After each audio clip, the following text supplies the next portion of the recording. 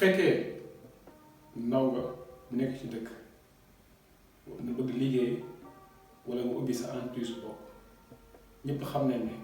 doon lu yomb loolu nekk na défi bi nga xam ne moom nga war a trouver entre l'équilibre faj say soxla ak participer ci développement dëkk bi bu dee li may wax gis nga ci seen bopp donc vous êtes à la bonne adresse dans la chaîne des entrepreneurs inspirants maanaam royukaay yi. Salaamaaleykum, c'est Makhtar Ndiaye, cofondateur de la chaîne YouTube des entrepreneurs inspirants. Toujours sur une série des business qu'on avait déjà entamé à la traduire en wolof mais business yi nga xam ne commencé woon nekk ci français ñëwaatoon par interpellation yu bëri yoo xam ne dañ doon wax ne vidéo yu def ci wolof. Alors à tout de suite.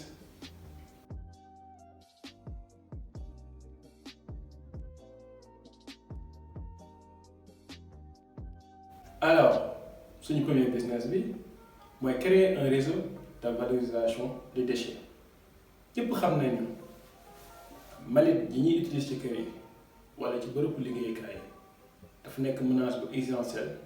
ci alam bi donc pourquoi pas ñu toog xalaat ay solution maanaam ay pexe yi nga xam ne mbalit yi ñuy sànni ci alam bi war nañ ko war a mën a réutiliser waat passant par le recyclage, la réutilisation, la réparation jusqu'à la vente. boo xoolee ñetti fànn yooyu yëpp ay xeetu pexe la yoo xam ne mbalit yi ñuy sànni moo xam ay appareil wala ay matériel am na ay solution yi nga xam ne may nañu ñu jëlaat mbalit bi moom soit ñu yeesal ko wala jox ko ci benn anam bu ci mën a réutiliser. Le recyclage boobu benn xeet solution la boo xam ne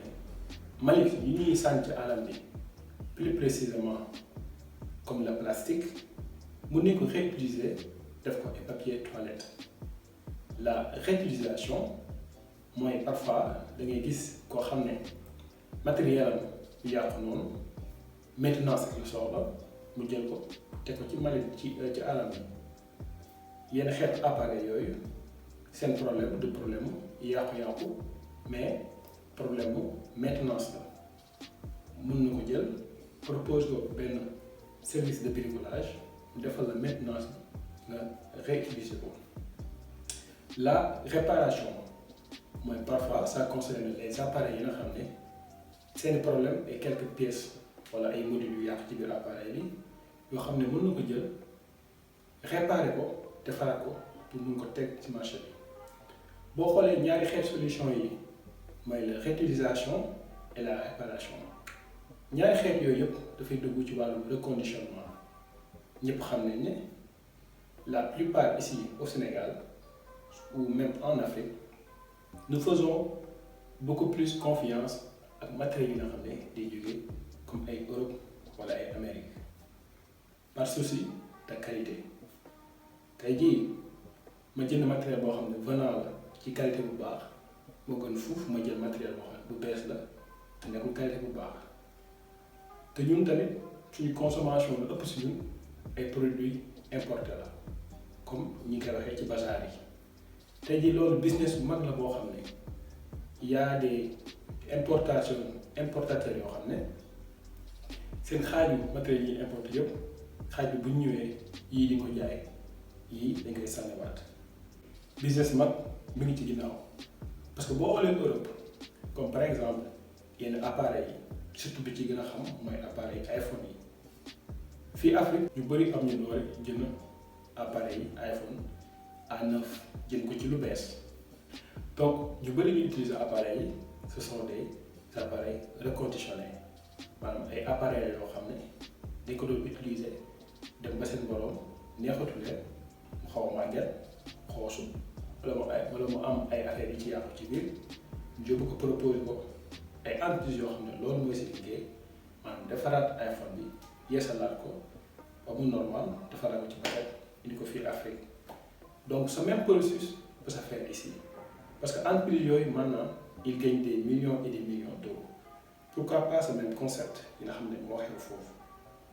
moo xew fii parce que appareil yi jógee Europe ak yi import fii yëpp benn la donc bu fekkee ndaw nga am benn tuuti fond xam circuit marché bi nga nekk bricoleur donc pourquoi pas nga lancer aussi reconditionnement d'appareil pour que après mu mun ko def réparation mun ci am plus-value maanaam nga jaay ko am ci dara. bu ñëwee ci wàllu recyclage ñëpp xam nañ ni li ñuy utiliser ci wàllu plastique bëri na lool ci alam bi te foo tourné gis ko fi tey jii am na ay solutions yiy permettre maanaam plastique yi ñuy utiliser ci kër yi moo xam ci bërëb bi ñuy liggéeyee mën nañ ko defaraat ba am ci maanaam ay mbuus yi nga xam ne moom la ñuy def suñuy matériel pour bu ñu soxlaa téye dara wala sax ay papier hygiénique maanaam yi nga xam ne moom la ñuy utiliser parfois ci toilette yi wala mu nekk ay kayit yoo xam ne pour ay maanaam ñi nga xam ne ñooy liggéey ci resto yi wala genre dans les grands ménages yoo xam ne parfois tout le temps dañuy soxla ay travaux de propriété comme ay essuyer ay fonds pour poussière wala quelque chose donc processus boobu lu ñu mat a bàyyi xel la pour que mali yi nga xam ne ñu ngi koy sànni ci alam bi ñu mun ko réutiliser waat ba am ci koom-koom. alors suñu deuxième business bi mooy créer des solutions de construction économique et écologique maanaam xoolaat suñu tabaxin ba def ay tabax yoo xam ne dafay sóor maanaam alam bi et aussi dafay nekk ay ci ay tabax yoo xam ne du cher noonu ñëpp xam nañ ne Sénégal ci wàllum immobilier tabax nekkul lu yomb parce que en moyenne il faut minimum au-delà de 15 millions pour nga am benn kër boo xam ne rez-de-chaussée la donc standards yi ñuy faral tabax yëpp ce sont des standards yoo xam ne maanaam ci biti la jógee ci yeneen dëkk la jógee donc pourquoi pas ñu xool ay solutions inventives yoo xam ne si suñu dëkk fii à partir matériel yi nga xam ne moom la ñuy dund maanaam moom moo ñu war ñu xool ay solutions yi nga xam ne mooy gën a yombal suñuy projet immobilier mais ñi ñu ci gën a interpellé mooy architecture yi ak les futurs propriétaires mooy ñi nga xam ne seen liggéey ci wàllum tabax la bu ñu nee architecture yi wane aussi les maçons bu ñu nee les futurs propriétaires waneen les agences immobiliers ak la population donc war ñu am complexe yem ci ay standards yoo xam ne ñëpp xam nañ ne c'est excessif donc on doit repenser à notre mode de construction partout dans le monde foo munti dem ci àdduna bi dëkk bu nekk am nañ seen mode de construction et c'est adapté à leur budget donc ñun aussi bu ñu bëggee lu ñu yomb foo ñu xool li ñu wër naka nañ koy mën a utiliser pour mën a faj suñuy soxla maanaam de solution écologique et économique boo xoolee baat bi écologique mooy dafay wuyu ci alam bi ñëpp xam nañ ne fi jamono toll les solutions écologiques solution yi nga xam ne dafay sàmm alam bi ak solution yi nga xam ne dafay saqal na sa poche nekk na solution yi nga xam ne moom lay population di wër te boo xoolee ci population bi nit ku nekk yaa ngi xalaat tabax kër donc yow mi architecte que ngay maçon wala ngay agence immobilier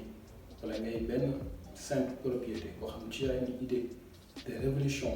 pour nga révolutionner tabaxu Sénégal tout en tenant compte de la dureté et de la sécurité tu vas en gagner de la plus-value maanaam di nga ci am lu lay yaatu. si suñu beneen business bi mooy le développement de son artisanat à travers les plateformes de vente en ligne tey jii business boobu dafay concerner ñi nga xam ne ñooy artisanat yi fii Sénégal moo xam ngay menuisier wala ngay ébéniste wala ngay sculpteur wala ngay confectionneur ñooñu ñu ci bëri ci ñooñu tey dañoo resté ce sont des gens yi nga xam ne en fait seen vitre d'exposition seen place la yem il faut que nga ñëw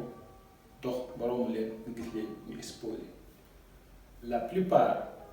de leurs consommateurs ce sont des touristes yoo xam ne si yeneen dëkk nit ñi ñëw di consommer seeni produits wala de contact en contact ci la ñuy gagner seeni prospects. Donc ak ce 21e siècle ñëpp xam nañ ne les outils de communication comme l'internet et les logiciels et applications nekk na ay outils yu incontournable maanaam ay outils yoo xam ne képp kuy liggéey moo xam ci domaine boo war a mën a nekk danga kaa war a utiliser pour nga yaatal sa liggéey. Donc plateforme de vente en ligne yooyu mun a nekk ay pages sites comme les pages Instagram wala les pages Facebook wala beaucoup plus professionnelles ay pages de vente site pro. On peut en citer comme les pages WordPress, les pages de Google Yana et les pages Wix. Au départ, tu peux le faire gratuitement, mais en un moment, il faut savoir nga quitter par abonnement. Donc loolu lépp investissement la rek parce que ni ngay investir pour jënd benn matériel di liggéey noonu la aussi nga war a investir ci te côté marketing maanaam fés bi nga soxla sa liggéey. Bu fekkee mënoo ko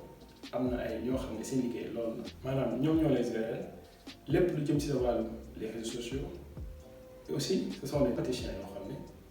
mën nañ la créer ay pages wala ay sites yoo xam ne mën nga ci jaay parce que la plupart d'entre eux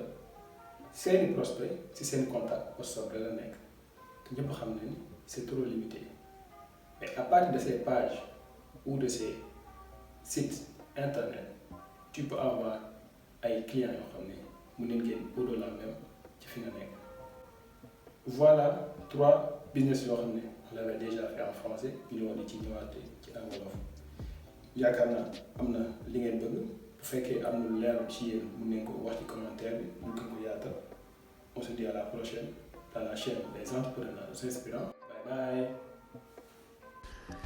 Entrepreneurs Inspirants est disponible sur les réseaux sociaux via YouTube, Instagram, Facebook, TikTok, Twitter et LinkedIn.